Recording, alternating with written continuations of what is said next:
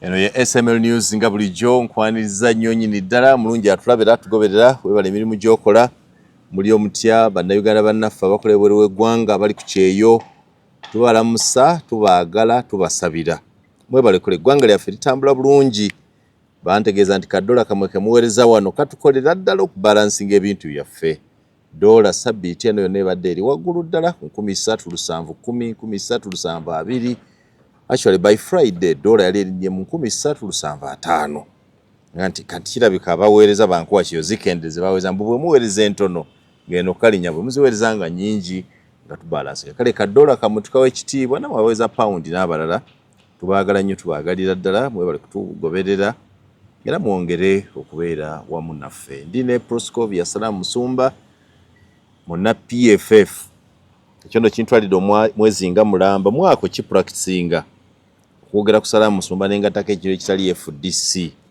ngenda nkimanyira mpola nti kati muna PFF ndowooza ekyo kyo yasobola okyawukanako kikyalemye kwekwala Salaam Musumba ne Besigye alemeddeko gavumenti erowooza nti keyamaze eteeka Salaam Musumba ku charge sheet eyoga nti yali mu lukwe lw'okulya mu nsi olukwe Salaam Musumba lufinally leave Besigye nti omusaadde atandeetera buzibu amuleke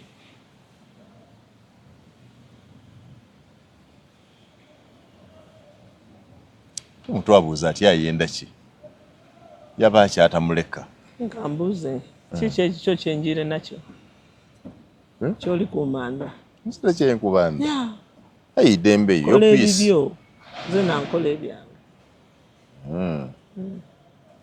ekintu kyenegala mu nsi muno kuba bayibuli nagisoma ino kuba Yuda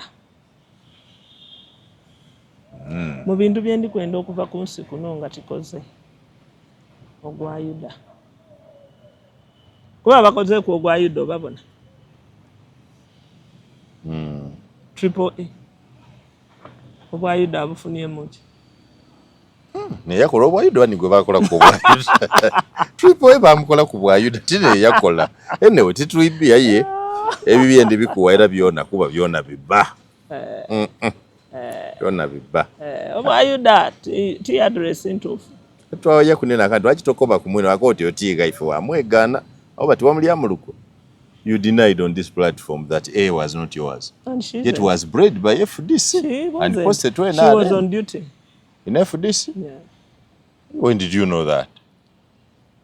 When we appointed her to be on the committee, Kosase.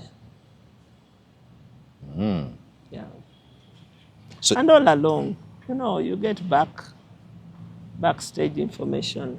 You mean we have no speaker FDC name kubaya kuba ekifani yakati now the speaker is FDC. The deputy speaker is FDC. Nevya kuwa ya kumbozi. Ya kuomya. Hey. Mwali muli kuomya buomya mbozi. Kuomya mbozi. Nevya kubitira mu high. Oh, kimwaba feeling. They were on duty.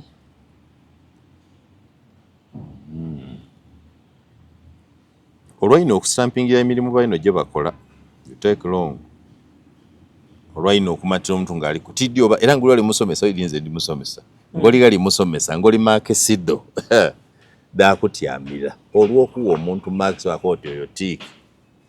You see, because I was formed, better formation by the best. Ours were Catholic nuns from Ireland. Perfection. Perfect. Everything had to be perfect. That's the training I got. If that is my fault, I plead guilty. Yeah, it is faulty because I plead guilty. There is no world like that. There is no perfect world. Yeah, there's none, but also there is never a totally defective world like you are asking me to live in. What you were saying, I think you are okay. Defective. No, I'm satisfied. I'm fine. I'm fine. When I'm over fine, it is good by your own standards. Why should it be by my own standards? It should be by common standards.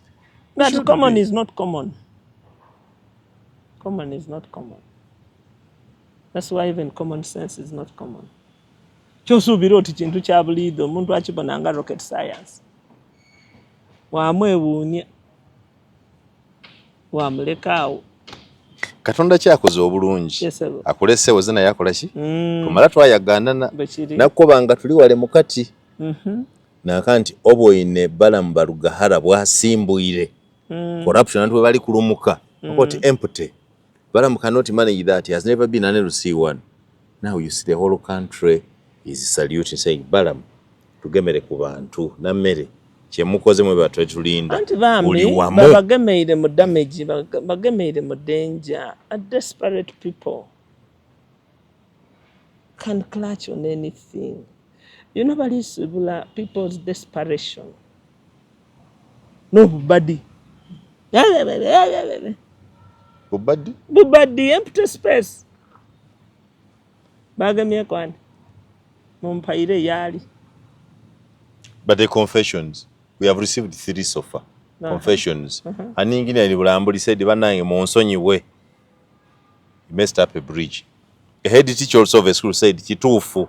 I had to go see students have been collecting money, and then another one there. Yesterday. Is that news? That's not how a government works.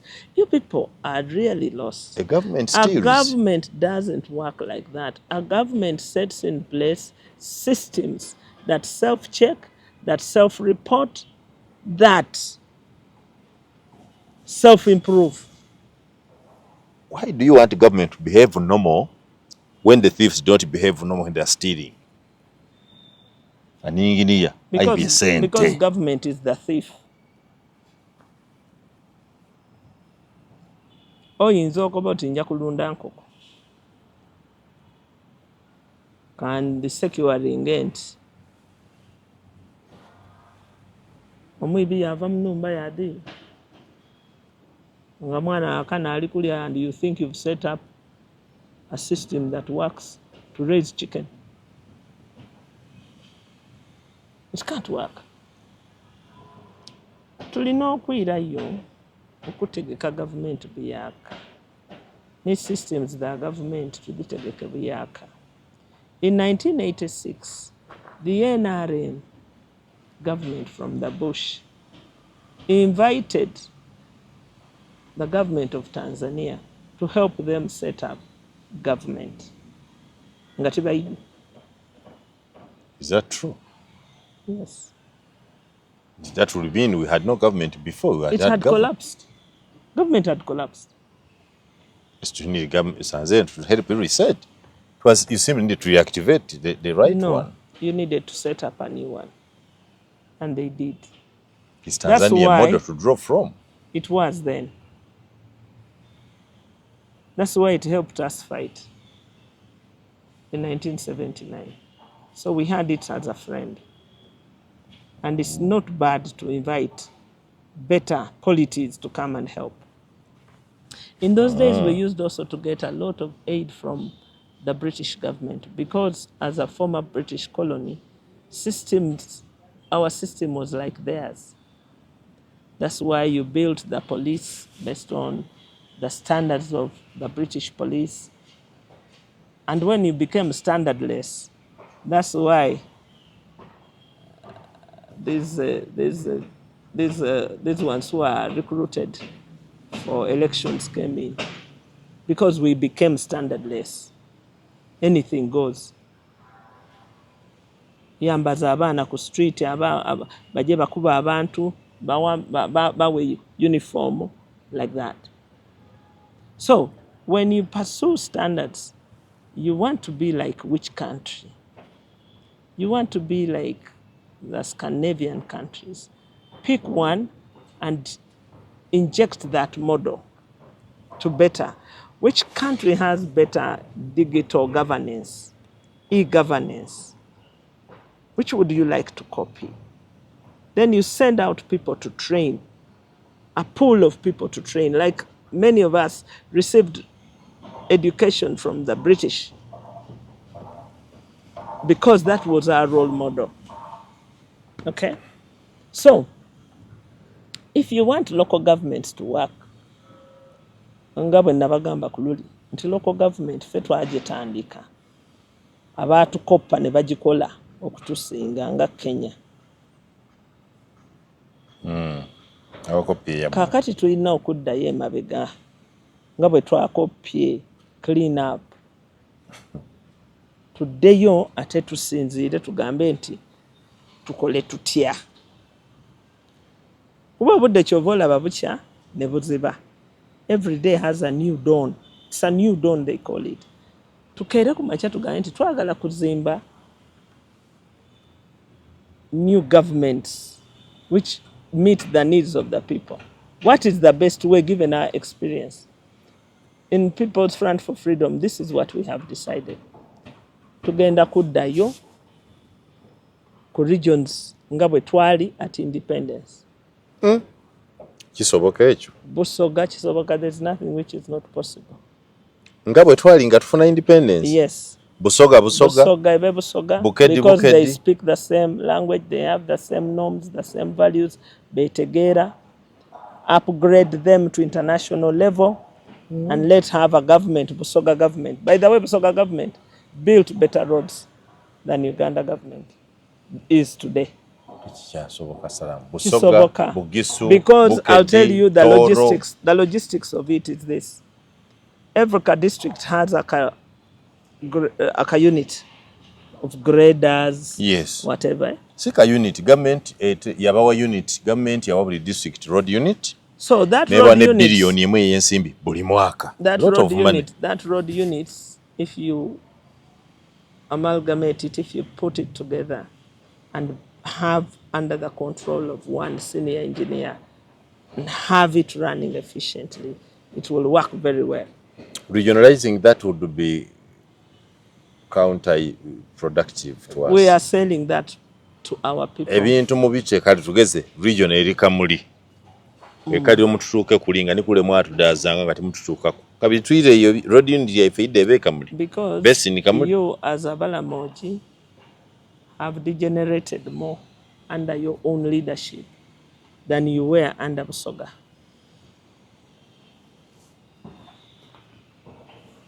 Salamu sikutegeera. Uganda kati erimu ebiwayi bibiri, either oli ku ludda lwa Balamu oba ku lwa ababbi. It is Balamu against the thieves. And you think Balaam is not a thief?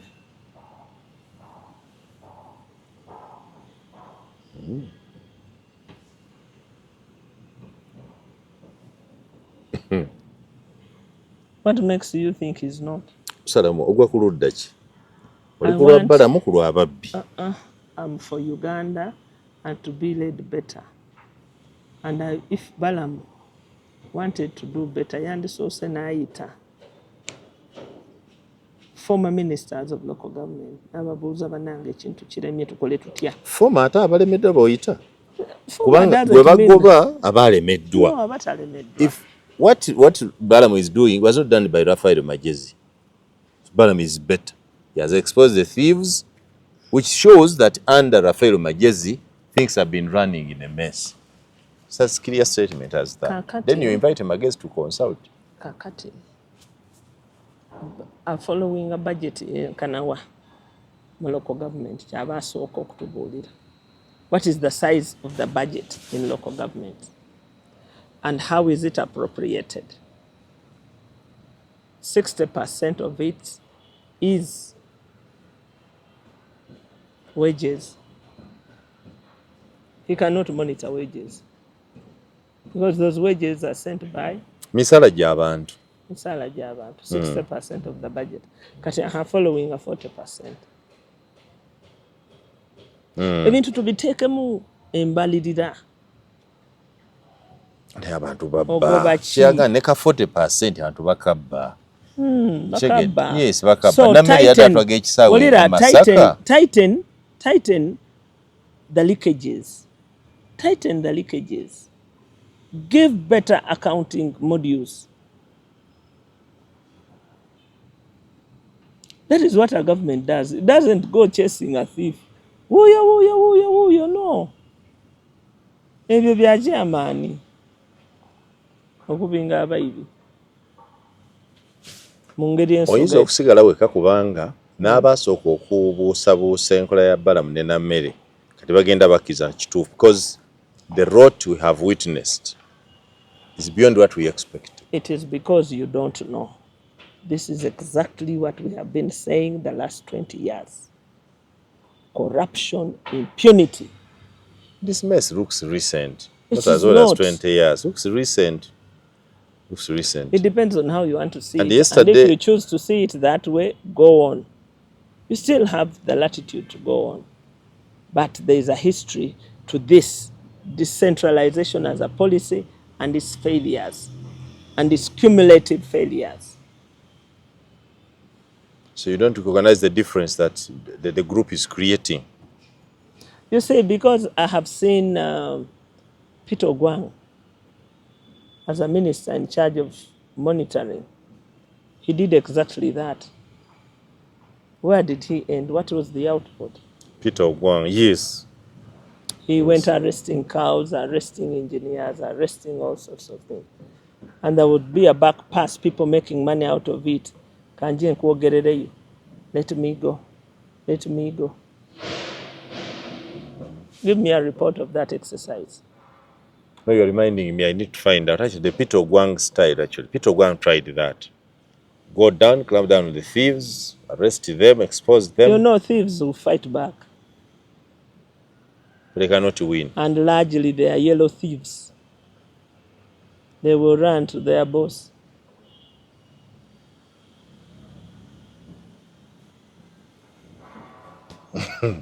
We do not have colors of thieves. We don't have yellow thieves. These are yellow thieves. No, we don't have yellow thieves. These are thieves.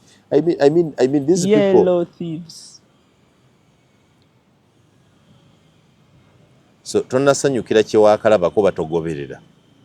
Nammere yatulaze ekisaawe Masaka. Abasajja kye balidde ssente bazimba ekisa naye nga amazzi bagasomera mu wirubalo. Imagine. Kyali kya ssente mmeka? A contractor gwe bawa ssente. Anjagala kumanya kyali kya ssente mmeka. Saagala omuntu ayogere ku kintu kyonna nga tasoose kwogera money. This is the language of money. How much are we talking about? Billions. How many? Kati toyinza kuwalkinga blind. Balamu yadde asaba contractor ndeeta contract njirabeko. Nga lwaki teyazze nayo? Yategedda nti bakola abrupt checks. Bamanyi bano bw'obalabula badduka ababbi. But Salam, you risk being misunderstood because where Uganda is now, you must choose where you belong. You belong with Baram and recovery. I don't choose stupidity. I don't choose waste of time. I don't choose fakeness, fake procedures. I don't choose bivulu.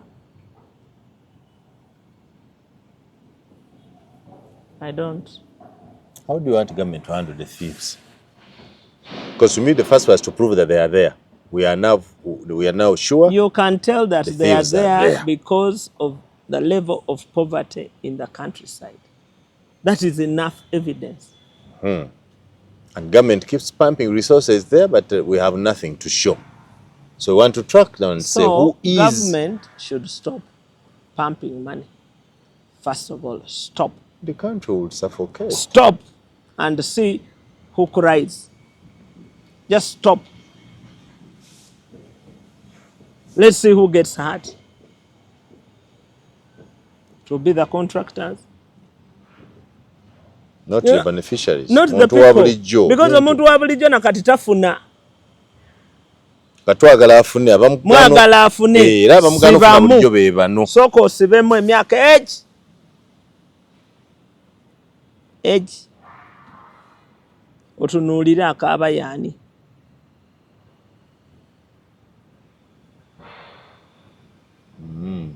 Sibamu.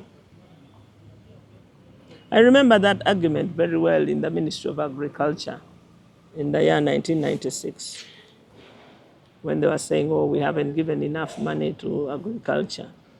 And the late John Basheja Kazora asked, if you stopped having a budget for agriculture, how will the cattle farmer get hurt? Because nothing goes to them. So whether you are funding or not funding. Yeah, stop and see who gets hurt. Because what we are getting largely is from the private sector. We manage by ourselves. Are you not concerned that government spends a lot? Because budgets are read. You're one of the few Ugandans who understand the budgets when they are read. And who takes a lot the money? of allocations. Who takes the money? It's not the people. That latrine you saw, no person goes there. No work done. Stop it. What then the role of opposition in helping government? Because we have alternative policies which are not listened to, even in parliament. They are not listened to. There's no alternative budget. There's no alternative policy for universal primary education. What is the policy, the alternative policy from National Unity Platform? What is its alternative?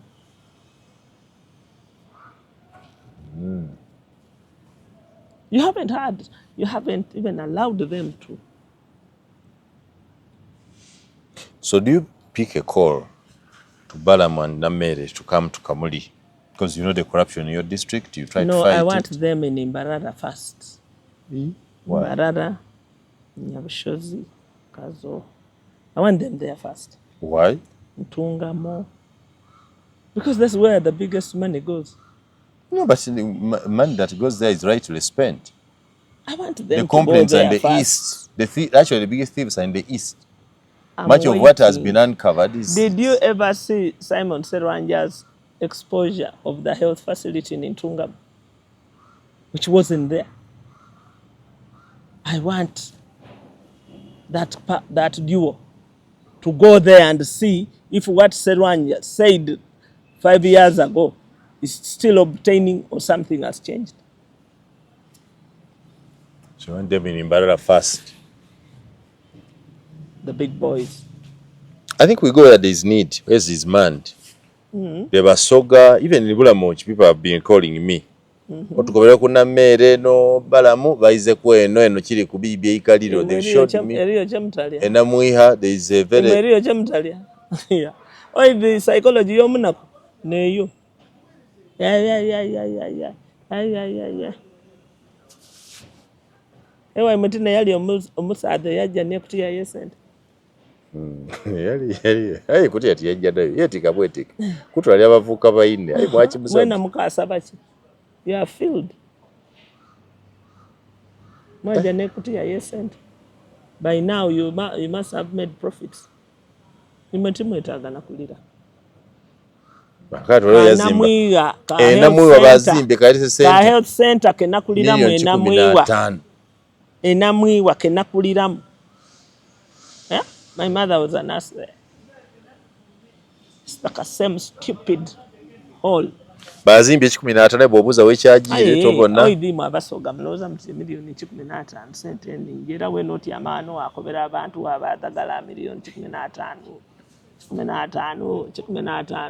Abantu bazimbye 1 kilometer of tarmac road, $15 million, the most expensive road on the planet. Olikuwaira abantu 15. Abwibyo buli ekamuli ewuwo. And they okubire kuba ino baida balinga you because Namere and Balamu are doing the same job you wanted to do when you went to Kamuli. The very reason why people wanted eriyo mweneyo. Right Honorable Rebecca Kadaga. Yo neba yabayibi. Sure, bashitiba. Embago tidabulire yo. Sine. Embago didda kubulire. Twenda kumana nani yatwala embago. Ezira bayibi. Baba olize embago. Kamuli bitwala etanu mwagitereke tidiri we diri. It's one of the leaders studio. Tulineyo na national na Greek place Kasolo. Eden tedo mwadiva. Tedo mwadiva. Anti bali kuideyo. Waliko bambale embale eri ya event. Emenete baba okuta Kasolo wakati mwadiva. So they are coming there. Ebyo byonna. Ezira atwala sente nga dibula naira yo na atwala dindi nga dibula be. Because what is the supervision report you've given? The supervision, in order to get more money. The reports are fake. Fine. The reports they have been giving are fake. You have a fake government. Somebody has... We are talking about local government, not central government. Central government collects and gives. Those given, eat up the money. No You job say, done. let us use in a positive way, let us use Balaam's energy and his enthusiasm to get back a feedback to set up a new way of how local governments work and don't work. I think that's the best that we will get out of there. But we will not recover money.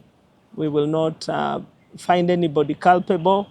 We are just taking a ride, a frolic of our own.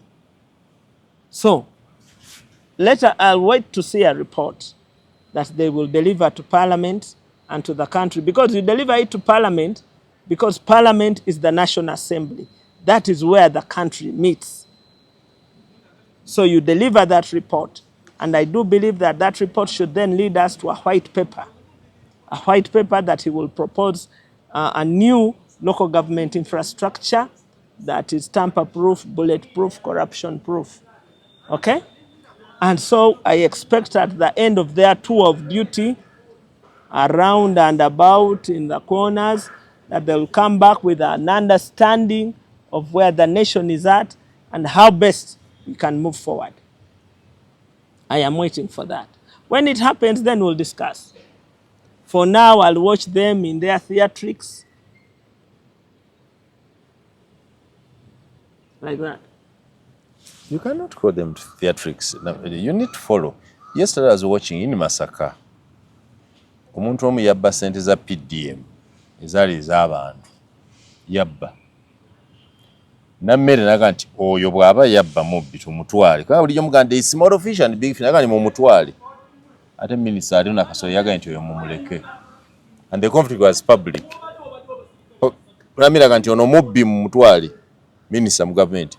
Minister of Foreign Affairs now, acting minister, mumuleke ajja kuzisasula. Mukwate empola ajja kuzisasula. And then I'm like, now, what will the appointing authority do? These two are ministers clashing over the same, and in public, the culture of one minister calling and puts another in loud for everybody to hear. Theatrics.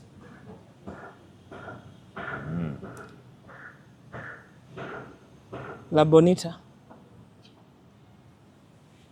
National Theatre.